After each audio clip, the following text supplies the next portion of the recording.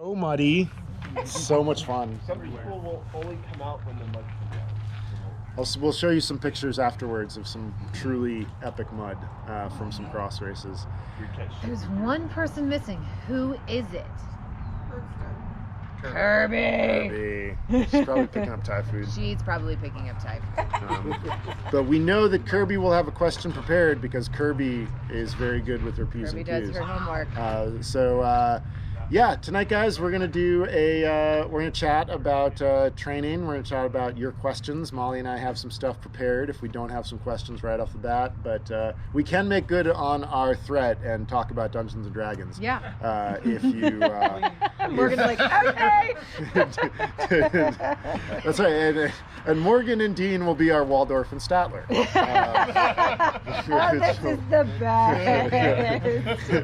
I like this pairing. I want to hear like, boo! Get out of here.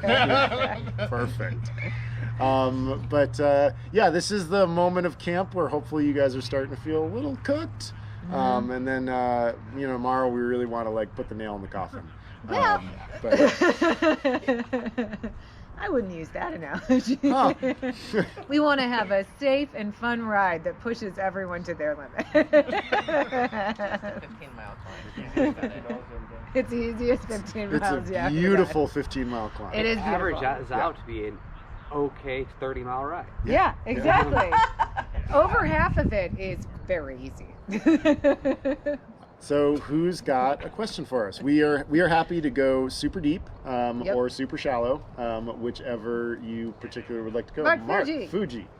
Paula mentioned like she doesn't use a heart rate and just wondering if that's applicable to normal triathletes and whether experimenting with using technology sometimes and not other times, and maybe it fits some people better than other people, Totally. Anyway, just that kind of. We're gonna file this under like every year at camp. One of our pros comes and says something that then we have to like kind of walk back. Yeah, right, exactly. But we can say why. Yeah, well, I Paula has a humongous amount of experience and like knowledge about her body that a lot of athletes don't have, and I think that technology can be really helpful to help you like triangulate your effort until you feel really confident about it. I do think that sometimes people put too much into it and like pay attention to it too much and let it dictate what the outcome of their training and racing is. And my guess is that for her and probably for Eric, that was true for them, that like those numbers weren't helpful. They were confusing, or they were harmful, or she had some kind of experience with it that she just didn't like feel like that was benefiting her racing. And ultimately, when you're racing in the place that Paula is racing in, like she just needs to win. So like, if that's a point that you're at in your race and you have a little bit more, then give it no matter what your heart rate tells you. But for most athletes, I think it is a helpful piece of information that can help give them enough idea of where they are. Like, if you get out on the bike at an Ironman and in the beginning of your race, your heart rate is high and your power is low, like if that is going to be information that's useful for you, then I think you need to have it. So yeah, that's my answer. Yeah, tracking metrics allows us to contextualize effort and what's going on. Heart rate is the only direct measurement of a physiological process that's happening in your body that we can reliably measure. HRV, it's not there yet. Blood glucose monitoring, not there yet. But heart rate monitors, it's a very old technology. It still works really well. Your power meter is a direct measurement of the thing that you are creating. And so those two pieces of information together, internal physiological process, external output, those two things together can tell you a lot. And if you're not using heart rate or not measuring it, you're willfully saying, I am not going to use a piece of information that can contextualize my effort. I know I can be like a dick about stuff like this sometimes, but like I just don't understand when athletes step away from a useful piece of information very often, because they will say like, the strap chafes me, and I'm like, find another strap. Like, or use some body glide. Yeah, use some body glide, something like that. Like, if you're, like Molly was saying, if you start the bike leg and your heart rate is high and your power is low, you are probably dehydrated. Yeah. So like instant clue that like, oh shit, I can drink some water and maybe change things. If heart rate is low for a power that you're used to making, you're probably either hungry or tired. Hopefully you're hungry because you can't fix being tired. Yeah. But heart rate is so great. It's very stable. How many of you have ever been a little frustrated with your power meter because 1 second it says 250 and the next second it says 125? There's benefits to that, but power meters are stochastic. They're very jumpy. Heart rate, once you get up to a certain level, is incredibly stable. So like, sure, is it very good for like training maximum 30-second efforts on the bike? No, it's terrible. But for the stuff that you guys do, heart rate is very good, and in some cases it's better than power, because power works on triathletes' egos in a certain way where people think that more is better, and that is not true.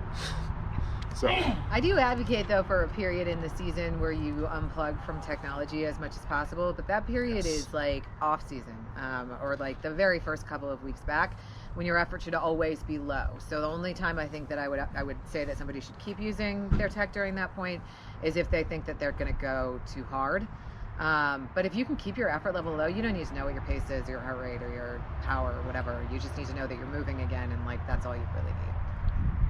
Even as a pro, they, like either I'm going big or I don't care, as opposed to, some of us, we're like, we just want to do the best we can on that day, and you know what I mean? Mm-hmm.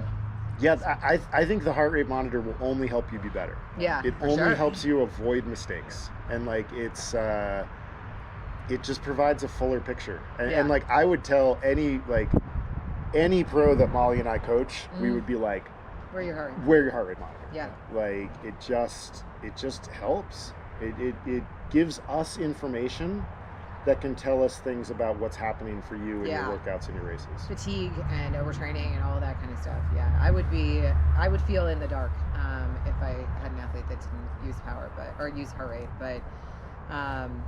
But also there are some things you just can't argue with people about after a while, and you're like, fine, like you're not going to use heart rate, you're not going to use heart rate. So I think we have to keep the metrics and data in context too of what the point is of having this data set. Mm-hmm. And the data set is not there to tell you to go 250 watts.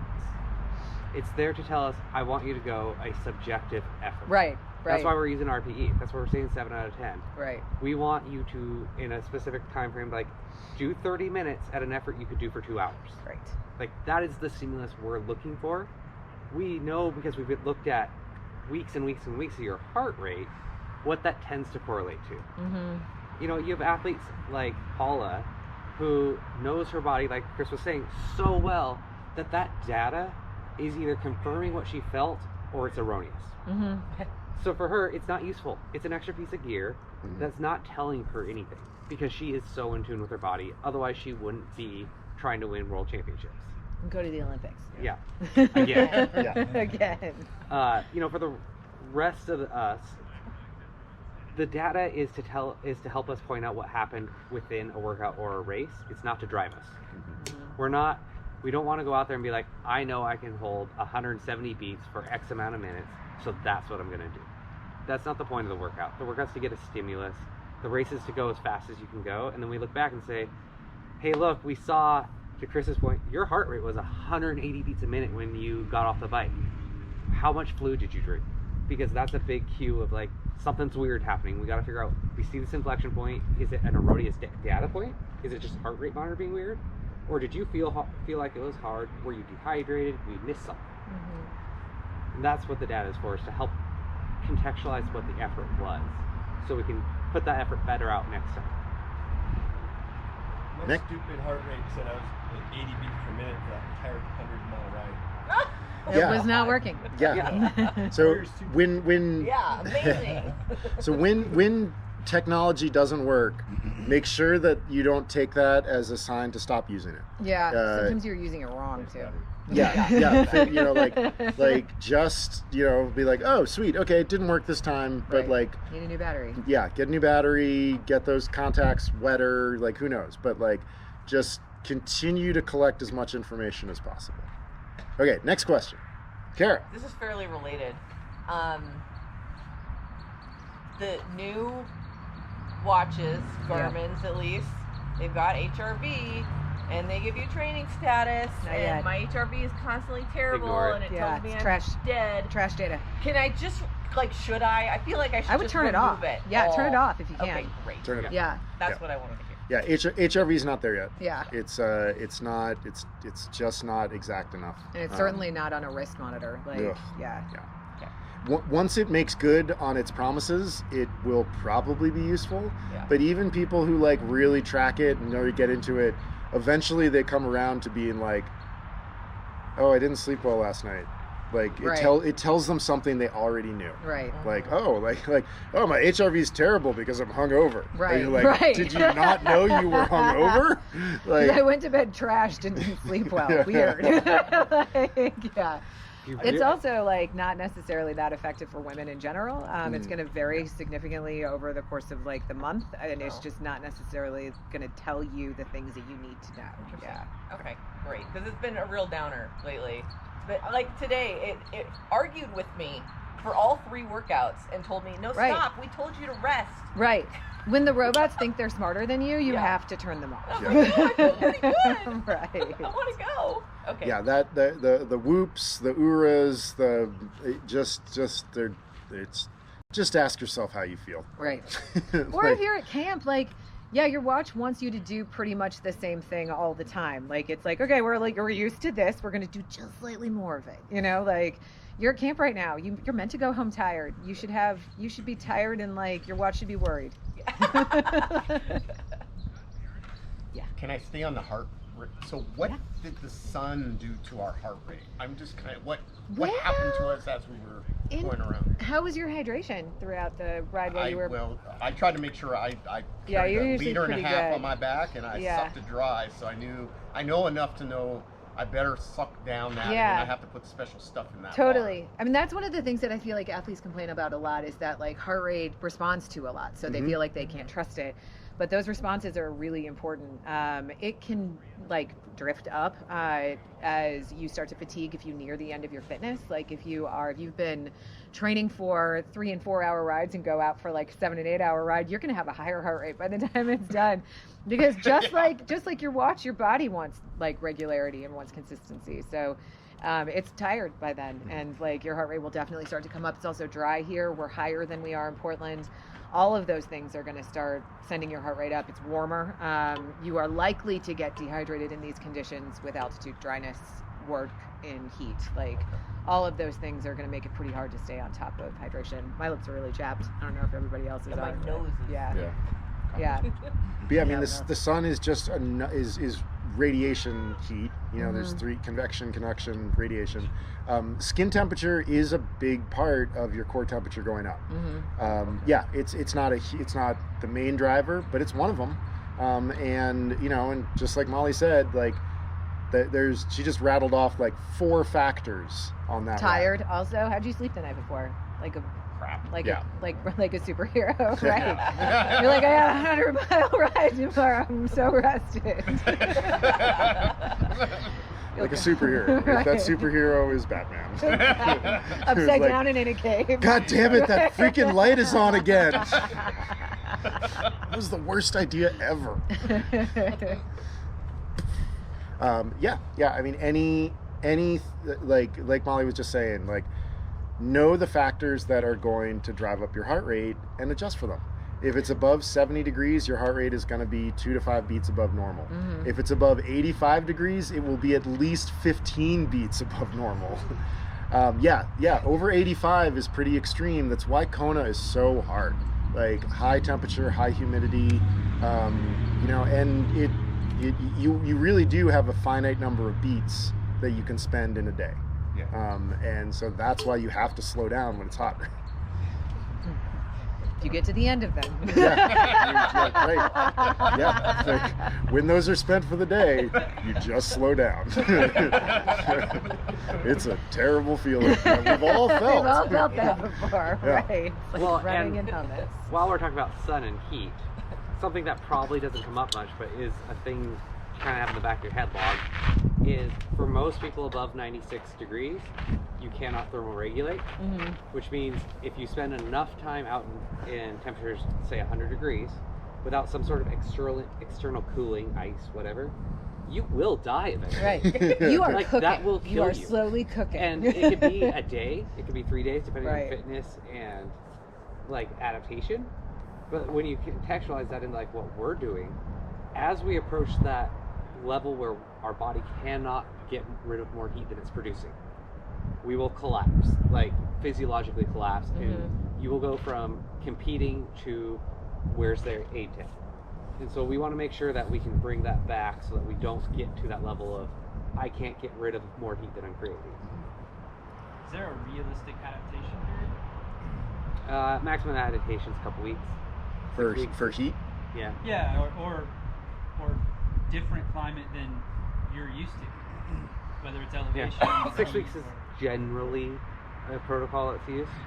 Altitude, in the technical sense, is going to take 5 months, 120 days to fully acclimate. But you'll notice almost all of that in the first couple weeks. Part of the Alaska race, like people have acclimated too much for the cold, obviously. Huh. Body likes consistency. All right, next question, Sarah. I have one. It is about, like, I guess more of the professional industry. They seem to be very good athletes. They also need to be business people too. Like, is there training for that? So, like, No. Shouldn't there be? No. The ones that we recognize. I don't know. Yeah, I've been wondering that all weekend. Yeah. Do you have anything to say? Yeah, watch a rising star new pro have their first couple of Instagram posts, and yeah, it's So what do you do? Or how listen to good people. Yeah, it's really hard. I mean, like, you know, you're trying to do something very difficult. There's very little money. There's the prize money is essentially the same as it was in the late 90s, and so adjusted for inflation, it's getting worse. Athletes are better.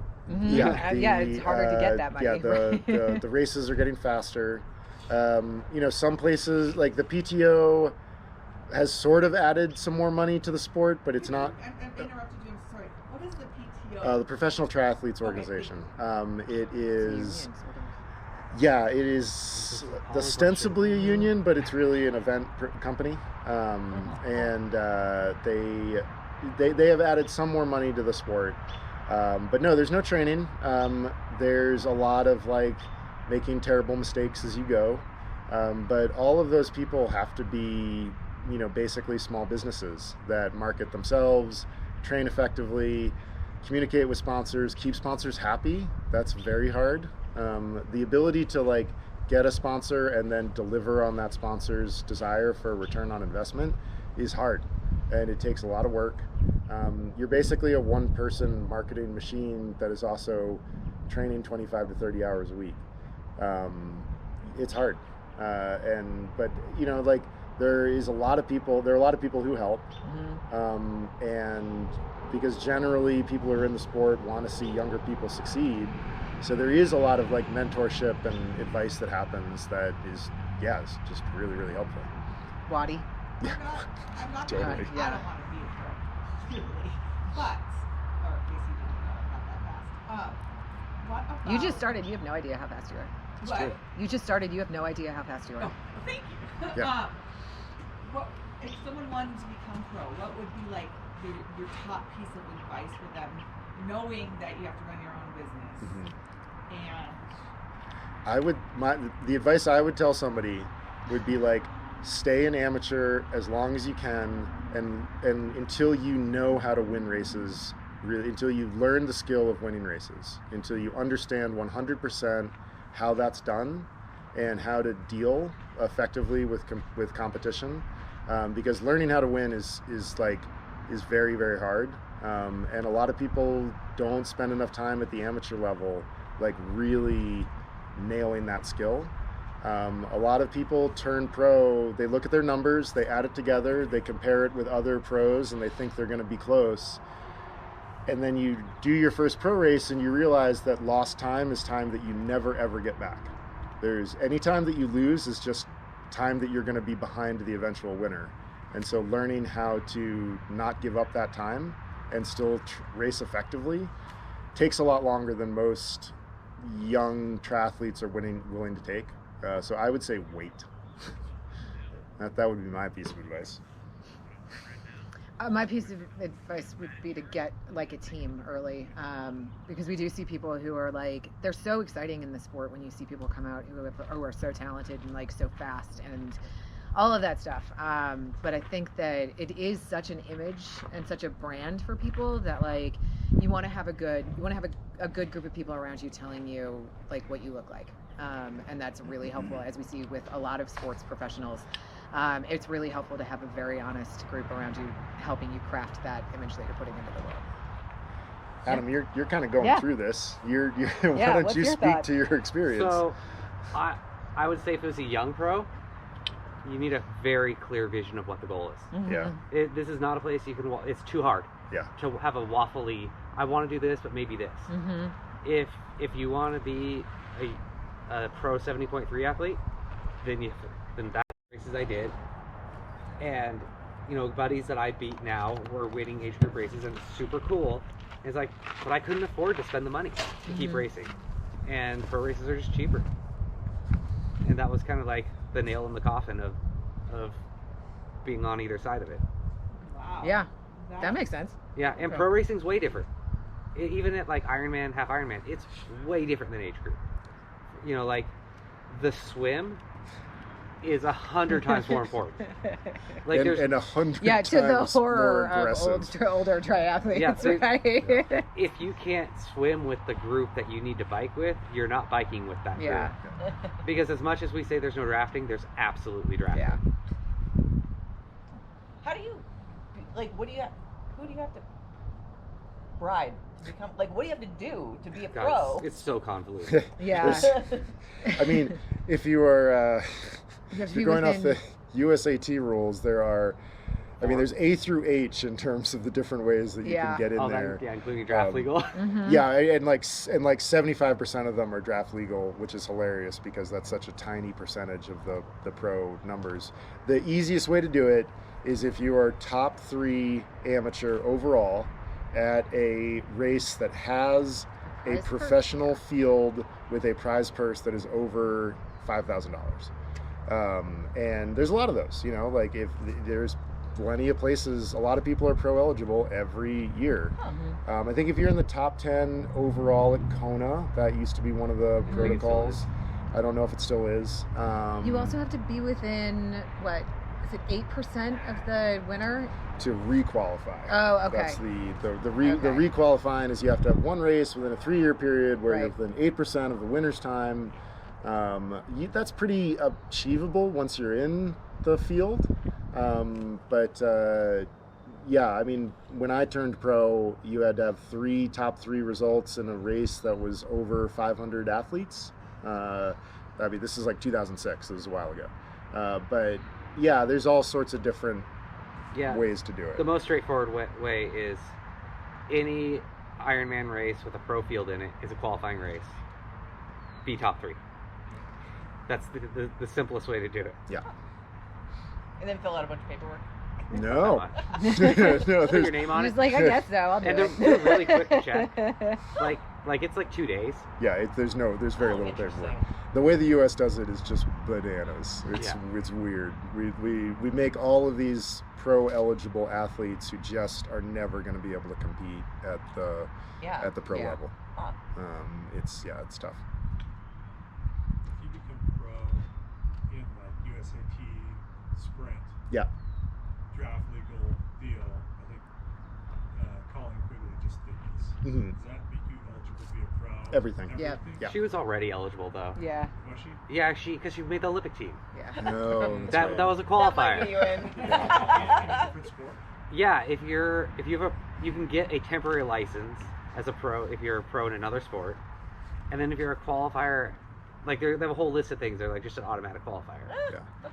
It's bananas. Yeah. But yeah, there's no distinction. Once you're a pro, you're a pro. There's no distinct distances or anything like that.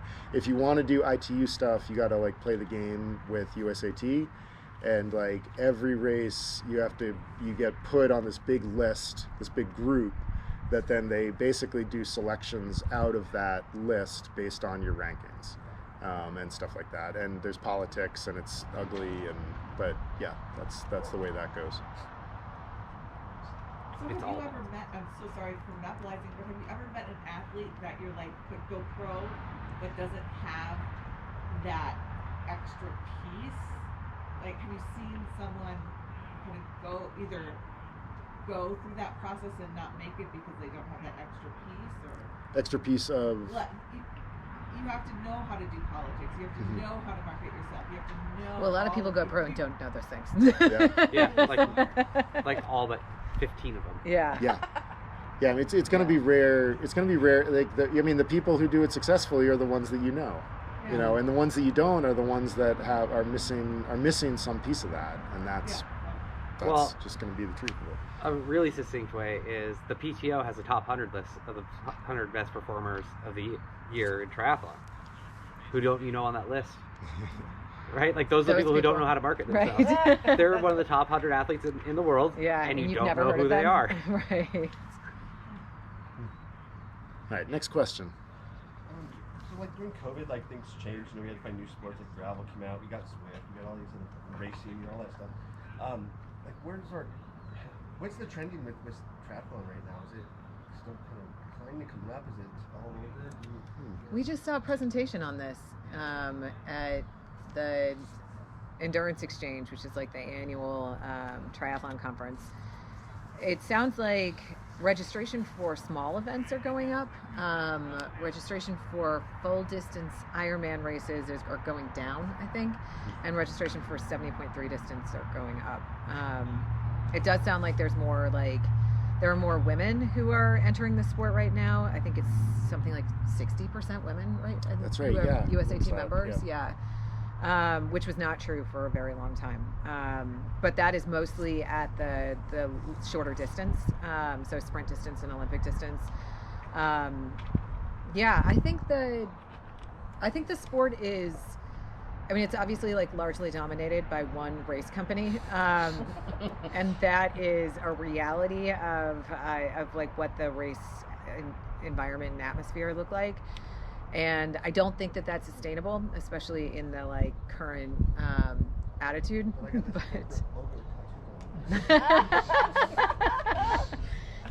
But it meant something to you, so yeah, it doesn't matter what happens with them. Was there any conversation about them pricing themselves out of? Oh yeah, lots of conversations about that. So to speak. Yeah. Totally. Like we were talking earlier, Alcatraz is like $750. Yeah. And Alcatraz is owned by a bigger race company as well, but like a lot of the companies right now are raising their prices because permits are so expensive. Yeah. It's like somebody was asking about why PDX Tri was $150, $160, whatever, and it's because they have been working their asses off, like trying to get permits for holding the race, and it's really expensive. Yes, and I think that, you know, if you don't support the local races and don't do the local races, we will lose them. Like those races are definitely at risk, and those race directors are running out of money and running out of steam. So I think that's definitely something that we saw, like race directors showing up at that conference, like desperate for how to get more athletes to sign up. They're finding that the pros were not as big of an incentive, which I thought was surprising because they certainly are for Ironman races. But yeah, what else have we learned there? Yeah, I mean, like the short distance stuff is definitely getting more popular. I think that will sort of morph into people being excited about things like Super League, like versions of triathlon that look like Super League but at more the amateur level. So like lots of like really short, quick little legs that are really fun and very hard, and I think that's a place that the sport will probably go, as people are getting more excited about, like, I want to do something that's really gnarly and fast and quick, and doesn't take 10 to 12 hours to achieve, and doesn't take, 600 hours of my year to train for. I really think that it'll head in that direction. I hope, in the big picture, I really hope the sport grows up a little bit and, like, gets away from being dominated just by one company, because that's just, monopolies are bad for consumer groups, and the sport will just continue to stagnate, because Ironman they'll just take whatever people will give them, and if people continue to be willing to give them their business model, they won't change. So go to your local races. Yeah. Especially in the, like, 70.3 and 140.6, like, distance. Those ones they're few and far between at this point, so go support them. When you listen to Paula say, hey, I don't want to do full, that 70 Yeah. volume, all those things, and maybe I'll think, oh, well, half, right? I think half is really hard. Yeah, I think as I get more seasoned, and you kind of build up to that. Once you got full, then you're like, wow, maybe the happy place is like right there. Yeah. Yeah, middle distance is great. Like, you can actually race middle distance races. Like, very few people are ever racing an Ironman. Yeah. It's a War of long attrition time trial. Yeah. And if you let yourself get sucked into racing, you're just going to destroy your race. And, like, even pros are not really racing Ironman. It's the person who wins is the person who got the least tired. And that's it. Like, that's the nature of training. But my God, 70.3 is so much more manageable, so much more fun. Yeah. Olympic distance, so much more fun. So much more fun. I love Olympic distance. Like, you're in and out in 2 to 3 hours. Quick and painful, and then you go get brunch. Freaking wonderful. Yeah. Aqua bikes are really cool. Multisport in general is cool. Yeah. Like everybody forgets that, yeah. Everyone forgets that, like, the nature of multisport is that you're just bolting endurance events together in kind of wacky and strange ways. Like, there should be no shade about any particular kind of endurance event. Yeah. Follow the joy. Yeah, totally. Yeah. Especially if you're feeling the burnout. Yeah. Which is around. Next question. What's your favorite race that you did ever? Okay, we'll do all three. Say what? I said Louisville. Not Ironman Louisville. Challenge Roth. 100%. Huh. It was everything everybody ever said that it was, plus another additional, like, 40% of joy. And I wasn't the only person having that experience. Like, Challenge goes out of their way to make everybody's experience, like, professional winner to the last person crossing the finish line, so goddamn special. And, like, the person who finishes the last at Challenge Roth, like, that stadium is still full. They build a stadium for the finish line. Like, that person gets fireworks and flowers just like everybody else. Like, seriously, fireworks, every finisher. The towns, you ride through 11 towns, and you do that loop twice. Every town pulls all of the tables and all of the bars out into the street, and they're like 10,000 drunk Germans banging their beer steins on their tables as you ride through. The run is like packed with spectators the whole time for everybody.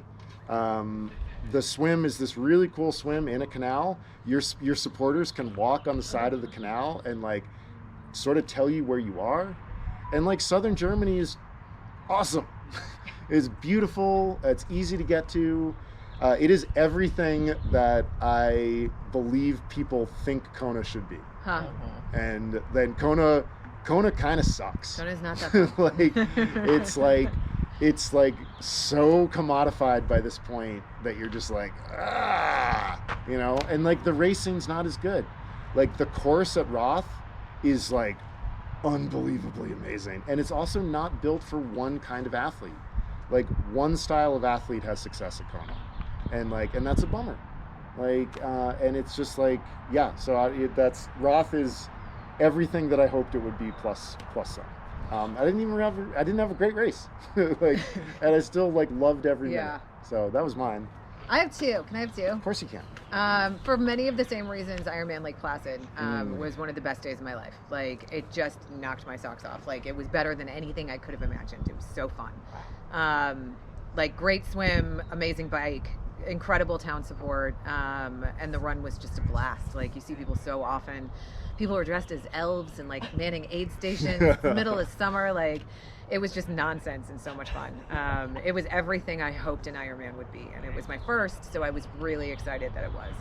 And then the other one was Swim Run Costco Bay, because it's like a straight up adventure for, like, you're going over like poison ivy on islands in like the like outer parts of Maine, and like it's cold and then it's not as cold and then it's very cold in the water, and like the channels are all changing and you're tethered to your friend Ed. Like, it's just friend. Like, he's not my enemy. He's a nice. He needed to train for that race if we were going to be like tethered together. And he did. And he did not. This better not go live. Ed will kill me. We'll take it out in post. But it's so fun. Like, you're wearing everything. It's weird, and at the end they give you a lobster. It's awesome. I can't think of a better way to spend a day than like orienteering over, like, running from, like, going from one island and swimming to the next, and then running over that island and swimming to the next. Like, it's great. Do that race if you get a chance. But make sure you get somebody who trains for it. Adam, how about you? Favorite race all time? My favorite races are typically multi-sport weekends. Ooh. Like multiple races in a weekend. Like Wildflower? Yeah, that would be one. That's fun. But like, especially if you can get like an Olympic distance and a sprint distance, and maybe another sprint distance in there somewhere. A couple more sprint distances. Did you ever do the triple T? Yeah. You did? Yeah. Yeah. I was just going to ask that. Fucking, that's awesome. like, what a weekend. That's awesome. Sprint on Friday, Olympic on Saturday, 70.3 on Sunday. Yeah. Have fun. Bernie.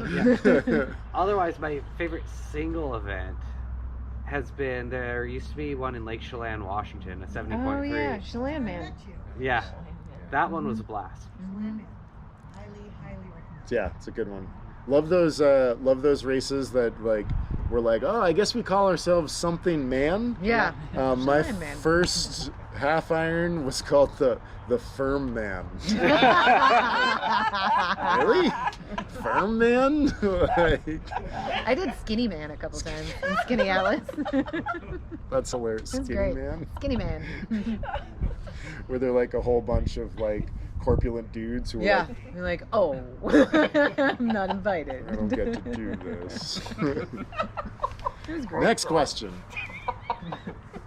There are a few people who ask like half questions. I don't know if Jeff's counts. Jeff's was like Jeff's was like a bolt-on. Yeah. Phil hasn't asked a question yet. Anna hasn't asked a question yet. Cam. Yes, I have a Phil. question. All right, Cam. All right, so you've coached a lot of athletes, right? True. Two-part questions. Where have you seen athletes grow the most, and what have they done? And then where have you seen athletes do worse, and what did they do? Like, tell me about the second part of that. So let's Like, say they're not that great on the bike. What did they do on the bike to help build their aerobic distance? Or maybe they're super engaged and they're going all out on every single workout. Like, so they got tired or hurt themselves. That's an example. Decline. okay, so like. So where do you see athletes grow the most, and what are they doing? Yeah. And then where do you see athletes start to Like make mistakes and then detrain. Okay, yeah, we were kind of talking about this as our beforehand. I know on the second part, I think. Okay, why don't you take that? Answer. I need to think. Yeah, I'm gonna. So I'll start with the second part of that, with the where do you see people detrain or like stop making progress the most? And I think that is, at least in my experience, it's people who let their brains get the better of them, who become their worst enemy and stop fighting the enemy. And that is, I think that can show up in self-doubt, in overtraining, if they don't listen to their body's need to rest and think that like they have to push harder because pushing harder is what makes them who they are. That's the thing I think that tends to like unravel people the most. is not recognizing the enemy within.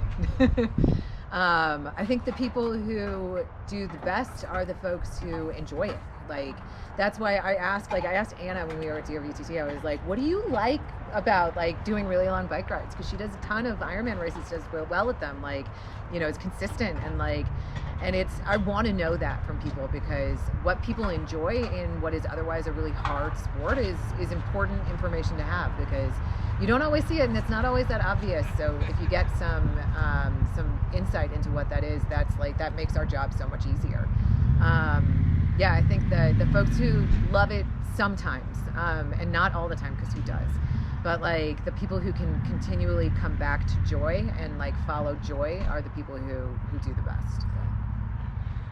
Yeah, I think the people who have the most success are the ones who really commit to a long-term perspective, that they understand this takes years, because it does.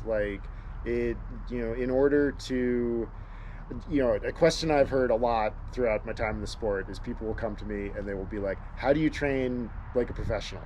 And I would be like, well, first get the right parents, and then you had to start 10 years ago. Lucky. And that's a snide answer, but like the thing that I'm trying to say there is like, whatever you're doing, you just need to get started and keep thinking about, what does this look like 3 years from now, instead of what does this look like 2 months from now, and really because the thing that makes you fastest in this sport, like 95% of what's going to drive your success, is how aerobically conditioned you can get. That's it. Like the stuff that Molly and Adam and I and Cam and other coaches do, like the stuff of like writing you workouts that are like fun and different and like have some like intensity to it, that is literally like 5%. Like, sure, we want you to like have fun and enjoy the workouts. Probably for like most athletes in the world, if the only thing we as coaches did would be like, just go swim, bike, and run, just do a lot of that, and like a few times a month go a little harder. Like that is effective training. The world would want you to think it's different, and like there are these like perfect intervals you have to hit. Doesn't really matter. And so the people who really commit to this long-term view, something that Scott's really done. Like Scott came to us as a former bike racer and then ran in college, but like has really bought into the idea that this is a multi-year thing. We've worked together for 7 years now, and like went from struggling in the water to qualifying for Kona. He's catching me a lot earlier on the bike now. Yeah, exactly. It's like showing up earlier in the race, and it's because like Scott's one of the athletes who, like, regardless of what the work is, tells me when he's tired, but then like puts in the hours, and like that's really it. The thing that forces, and then my answer to what makes people gets them in trouble is a complete flip-flop, which is being too focused on the next race. And what happens is these are also the athletes who want to go hard all the time, and so they do all these hard workouts. And because they're not doing the lower intensity work that really makes you super fucking fast after a while, all they do is they just keep expressing the same fitness again and again and again. And you see that athlete with like 10 years of the same result, and it's heartbreaking, because you're like, if you slowed down, you would get so much faster in your results.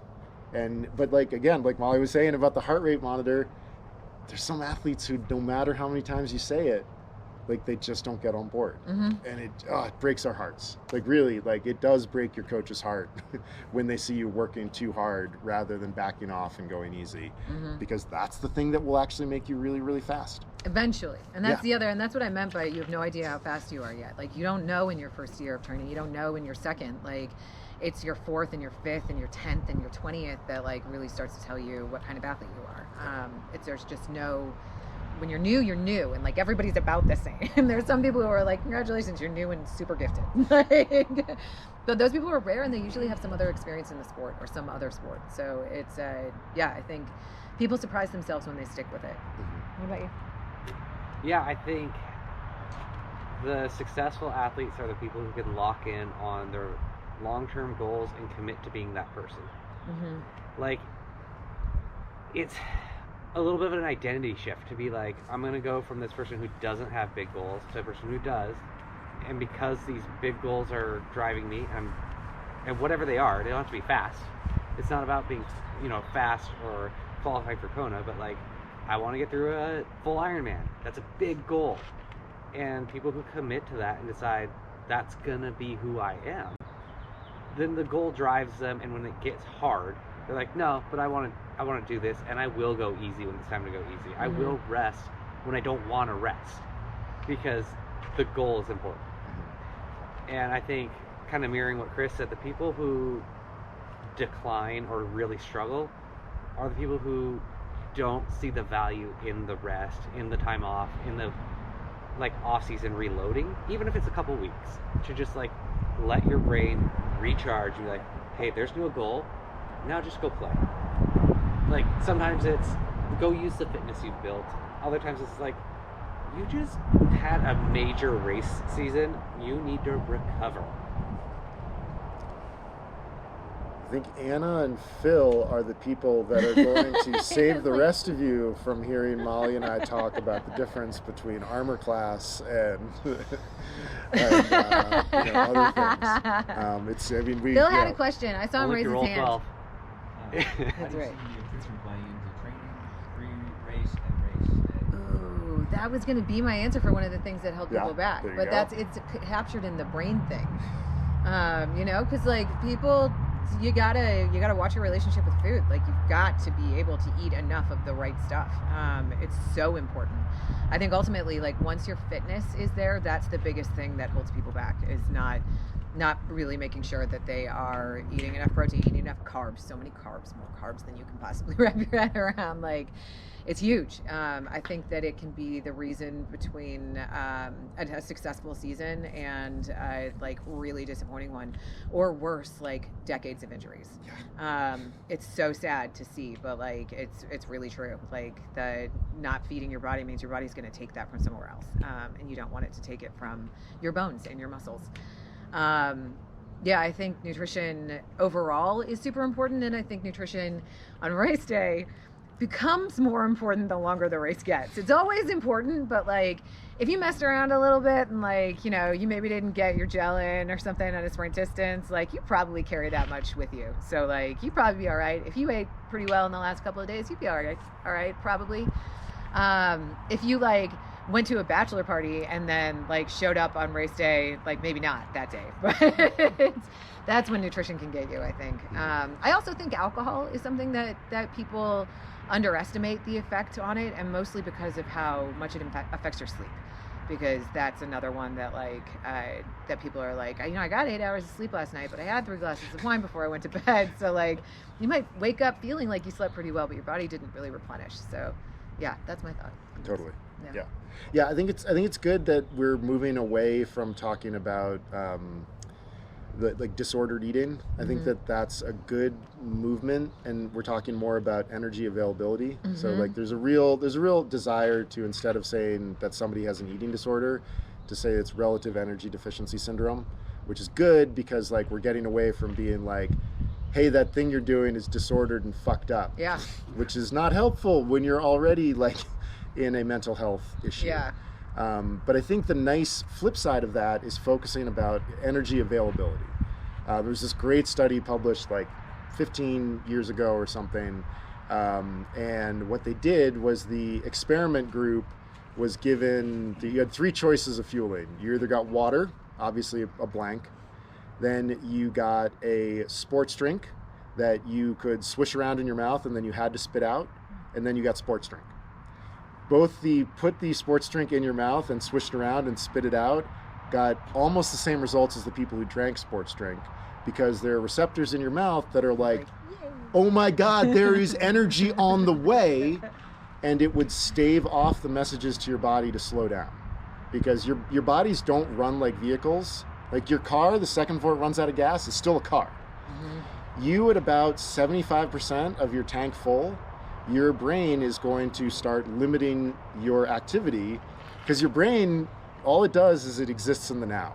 And it's like, the fuel tank is getting lower, but we seem to be continuing on this thing that we're doing. We should not do Right, we're gonna die if we don't get energy. And so what it does is it throttles back your ability. But if you keep being energy available, and this isn't just on race day or training, this is about like your daily eating. If you want to be an endurance athlete, you should generally be sort of flooding your system with carbohydrates all day long. Mm-hmm. This is a counter message to what you guys are receiving from the rest of the world, which is carb phobic. Yeah. Like the entire rest of the eating industry and diet industry is trying to tell you that carbs are evil. You're an endurance athlete.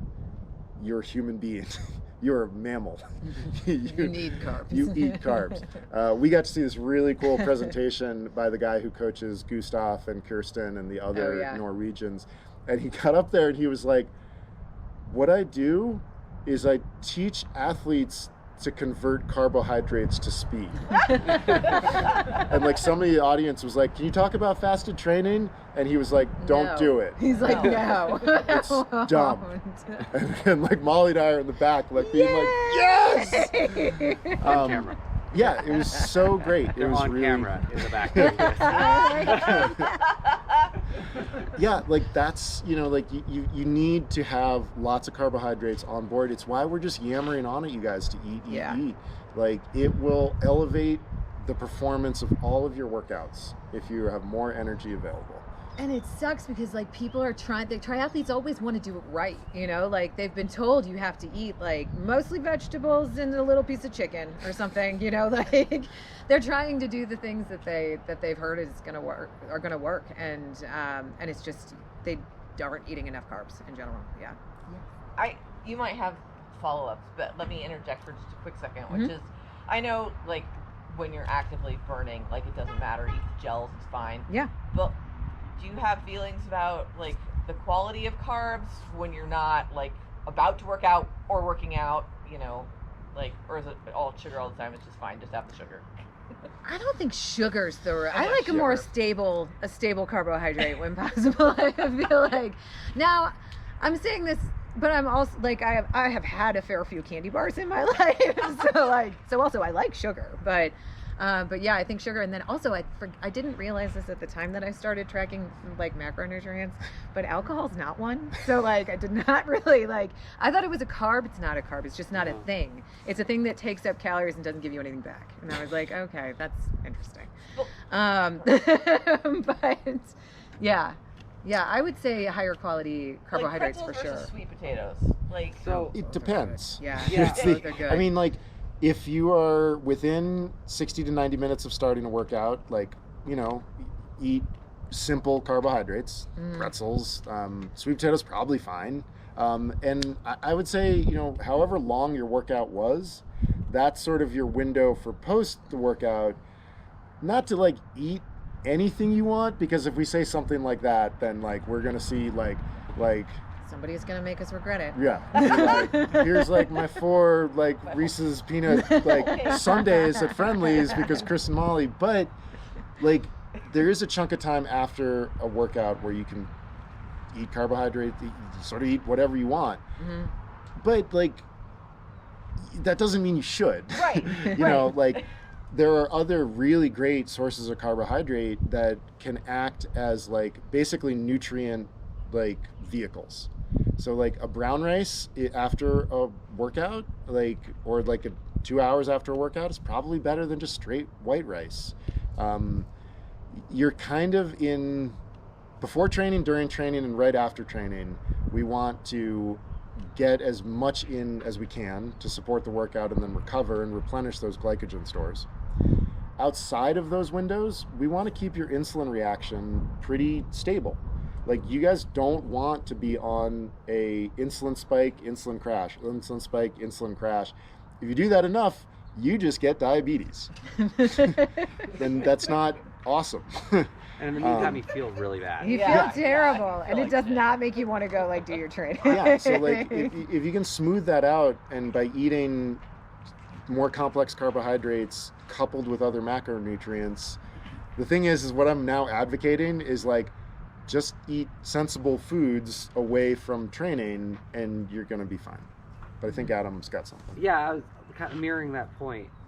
The thing about sugar versus like thinking about some other things is first you have to know what you're actually eating. So like a Reese's peanut butter cup, super sugary, right? Most of those calories are fat. Yeah.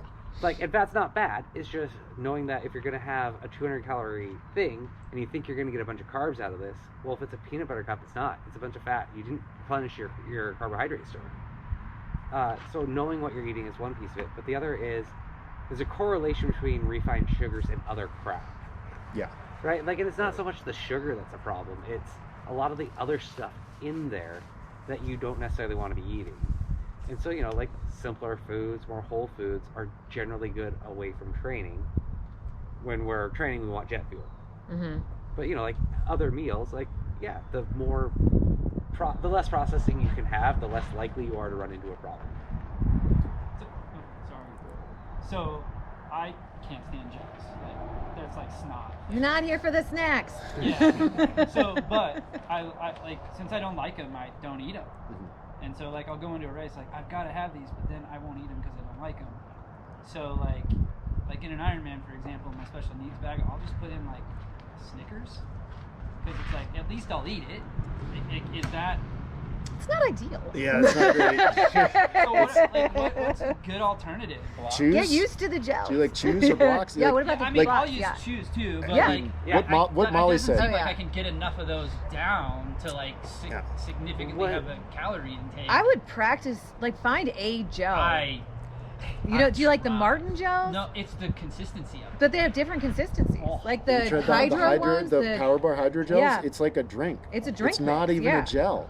There's no like viscosity. The Honey to Stinger it. one is the closest one I can get. Try one of the Power Bar, the Hydro Gels. It really, it's more like water. Yeah. It's not at all like a gel. I don't like it because it's too watery, and I feel like it goes out everywhere. It does get everywhere. Salted peanut is not as sweet. It's not the flavors. It's just the. It's a texture. Like it's. I mean, Martin is, I think, I the feel like I grossest just texture snorted in my the own world, snot. but some people really like it. So weird. yeah, So that's so weird. The thing you're seeing come out of us right now is a like, this is something that's trainable, and like you know we would urge you to like literally hold your nose and go for it, but you know, chews are great. Like chews are closer to gels than they are to bars. Bars are okay on the bike, I would say, but like as intensity goes up, you want a food that is going to break down quicker. So like chews and blocks are awesome. So I wouldn't do like the Snickers on the run. I'm talking on the ride, but like, I would use like I'll put a waffle or something in there. The waffles so the problem with like waffles and Snickers bars, just sort of like what Adam was saying, high fat content. Fat slows the absorption of carbohydrates. So you were in the middle of doing something that you're about to pound carbohydrates. Right, where you want those carbohydrates to absorb as quickly as you can, and you're putting like a block on it. Right. You're literally being like, I don't need Sounds this. like a gurgly run. Yeah. If it's just a bike race, you can get away with a lot more. But gummy worms. Gummy worms. I mean, ham and cheese croissants. Yeah. Like that's what all of the like riders and the big tours are eating out of those bags are like pastries. There's a lot of fat. You can see the beginning of the races now where you can actually see them eating it. Yeah. But the reason for that, the more, again, this all comes back to aerobic conditioning, the fitter you are, the lower your level of effort will be at a perceived output. And the lower your effort is, you can eat anything. Like if you go out for an easy ride, you can eat a freaking burrito, Subway sandwich. Yeah. The thing that's so impressive about those athletes, they are literally riding at, you know, like they'll be at like 300 watts, but for the rest of us is like what would 100 watts would be. Yeah. But I would say do your best and try to train yourself to eat these nutrition foods, and stay away from like really, like check the fat content. The waffles have a lot of fat in them, and they'll just slow down. They taste great.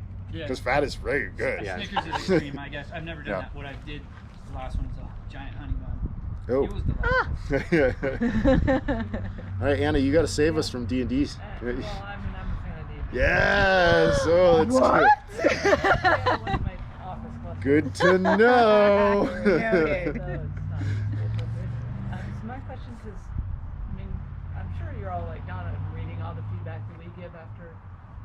workout, what's most helpful for you to hear from us after our workouts? Because I kind of narrate question. my run and like, where's this dog? And then I did it. And I know she doesn't need that. It's just kind of processing. Yeah. So what helps you?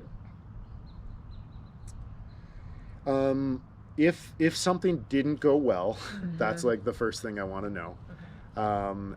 And I always tell athletes, like, if you had a bad day or you had a really good day, I really want to know. But a lot of the time, anything that contextualizes the numbers, because the numbers mean very little. Like, I can look at an athlete's workout and be like, wow, this looks really good. And then, like, this has totally happened so many times. I'm sure you guys have bumped into this. You see a workout, it looks really good, there's no comments. You talk to that athlete on the phone later, and you're like, this workout looks awesome. And they're like, oh my God, I hated it. It felt terrible. It was like, and you're like, oh, tell me that. Yeah. Like, the best comments engender further conversation. Like, that's what we want. We want that back and forth in TrainingPeaks where, like, the athlete says something and then the coach is like, oh, interesting, tell me more. The whole point of commenting is for the athlete and the coach to get to know each other. Athlete-coach relationship is like every other relationship in your life. If you have bad communication, it's gonna suck. And so, like, the more things that gets that conversation going is great. So saying, like, if you're like sort of narrating what happens, if that's part of your process, I would tell your coach, be like, that's part of my process, you don't need to respond to that. But then that lets them know when there's something different than that's the thing that they can respond to. So, like, this went really well, or this went badly, or a question is awesome. Like, hey, what are we doing here? Like, what is this achieving? Like, your coach will love to talk about that. Yeah. I think, our plans are our best idea of what is going to help get our athletes to their goals, but, like, the comments tell us what happens when it gets brought to life. And I think that's really critical because, like, we aren't ultimately executing them. So it's critical to know what our athletes are doing when they're out, like, doing their thing. And that's really helpful. Like, comments can be really helpful for that. Like Chris said, I always want to know if something went well or something went wrong. And I feel like a comment is sometimes just a flag that, like, this workout needs further examination. Like, if there was something that stuck with the athlete enough to, like, write something down, then there's usually something that I need to look at there. Because it's really rare that we, like, look at a TrainingPeaks workout and we think, like, something went really wrong here. I got a note from Chris once because I had a very stressful morning, started a very long run, hot and, like, in the afternoon, and then about 7 miles into it got engaged. And then I had, like, a really, like, strong run that was a little too hard with, like, my heart rate was high, and then a 30-minute break. And then I had to finish the long run because we were Ironman training. So I didn't put a comment in that one because I was still kind of processing. And I got a text from Chris that was like, what happened with your run today? Like, just so you guys know, we were staying with her parents and her brother, 2 brothers. I could not get her alone. So long run was the only option. Yeah. But, like, that's the kind of bananas workout that, like, a coach is going to be like, uh-oh. But usually, like, something went wrong in an athlete's head. It doesn't have to be that big. Like, it can be like, my power wasn't what I wanted it to be today, and I'm just going to put a note here that said this was hard. Like, and then you're going to jump back in and be like, of course it was hard. You did a 20-mile run yesterday. Like, and then I'm going to feel better. Like, yeah, I think they're a cue for further examination. Yeah. Adam, how about you? You've been doing this for a few years at this in this context at this point. What have you seen in comments that are worthwhile? I have a lot of athletes who are building at the moment. And so what I like to see is a comment on, like, kind of what Molly was just saying, like, was this bike workout hard after we did a hard run the day before? And knowing, like, how the workout's kind of complex together. When I'm writing workouts, I'm typically thinking of them in blocks of 3 with some sort of rest day between them. And so I always like to get the feedback if the athletes are getting recovered from beginning to end of week to kind of the weekend when their long stuff is typically scheduled. And then, like, how everything's linking together. Sometimes, like Molly was saying, you write a plan and you have this idea, and the athlete tells you, oh yeah, I am thrashed because you had me run 5 days in a row. And you're like, what? And you realize, oh, the last 3 days of this week and the first 3 days of this week are connect. Do that again. Right. So like stuff like that's always good too, where somebody can flag something for you and be like, oh, oversight. Yeah, totally. Yeah, we make mistakes too. Like we do things that we don't like mean to sometimes. So it's really helpful, right? Yeah, I totally want to plus one something that Molly said, that like we write plans and then you guys bring it to life. We do not write perfect plans. No one does. Like no human, no machine writes a perfect training plan. It is our best guess based off of what you have shown us and our experience. And a training plan where the athlete slavishly does everything we say is actually, that is probably headed towards a bad outcome. And one that probably won't show up for a very long time, because that athlete is so clearly like holding on so tightly to like, oh, I have to make it perfect. I have to do it exactly the way that it's written. That's actually just as much of a red flag as an athlete who is like doing none of the workouts. Like the way that development works is this is the interplay between what we put out there and then you guys in real life, and it's a conversation. And that's why communication is so important. And like, it's not real until you guys have to do it. And like, I love the way that Molly put it, that you guys bring it to life. One more, please. Yeah. Go for it. And I think we're going to wrap up. Okay, I've been curious about this for a long time. So the pros, their intensity is so high, they're consuming more than we are. They're out there shorter distance, of course. But like, you look at their bikes, even on the full distance, they'll have the one bottle between the bars, and they'll have a single behind the seat. And I'm like, or maybe one's a concentration bottle. They're flying through those water stations, probably super aggressive to those volunteers that, are like, whoa. Yeah. So they miss one bottle. I don't get how they can do that duration with. You don't miss the bottle. Yeah, you certainly do not miss that bottle. Yeah, you don't miss bottles. Yeah. So they'll slow down because you can't miss it. And there are usually a couple chances too. Yeah. Like you miss one, you get the next. You just keep taking a bite at that apple. Yeah, my last race, I dropped 2 bottles before I got one. Yeah. Actually, I got my hand on 3 bottles in one aid station. But then you have to toss it within a certain time, and it comes up so quick, and you can't drink the whole, or are you literally pounding that thing as quick as you can? No. Just throwing Put it in a plastic cage. away? No, so one of the tricks, if you're on a race where you're going to have to take bottles, like hot day, whatever, you have a bottle you're going to throw away to start with. Okay, so that bottle that's sitting in the back, that thing's going to That goes in the trash can. It'll be replaced every time they're not. Not your favorite bottle. Yeah. Yeah, I mean, an Ironman, you're going to get an aid station every 10 miles. It's absurd. Like, it's harder to fuel a 70.3 sometimes. Yeah, like a hot 70.3, where you get 2 or 3 aid stations, then you're like, shit. Maybe I should bring another bottle. Like, I mean, I only ever had 1 bottle on my bikes for an Ironman. Like, because you just don't need more. You practice your bottles. You practice getting, hand ups and stuff like that. And the other thing is, like, they're not going any harder than you. Like, they're going faster. They're not going any harder. Like, there is a ceiling to how fast you can go for different distances. Like, broken record, the more aerobic conditioning you do, the higher that ceiling is. The floor. Yeah, right. and yeah, I mean, like, most pros are going to be bumped right up against around like 80% of FTP is a really crude way to measure it, but they're not going harder than really the middle of their like aerobic conditioning zone. Are they taking like base salt to supplement that water since they're not? Maybe. They're not taking water most of the time. They're going to be getting They might be taking salt though. They will probably be supplementing with salt if they need it. They'll know if they need additional sodium. You mean they're grabbing the Gatorade? Oh yeah. Yeah. Yeah. Drink the There's a Gatorade, drink guys. sponsor. Yeah. Drink it. The pros are all drinking Gatorade. Everything because that gets offered to you goes in. Yeah. Like, stop being Don't get worried married to a about product. the stuff. Right. Like, the athletes that you admire can like eat anything.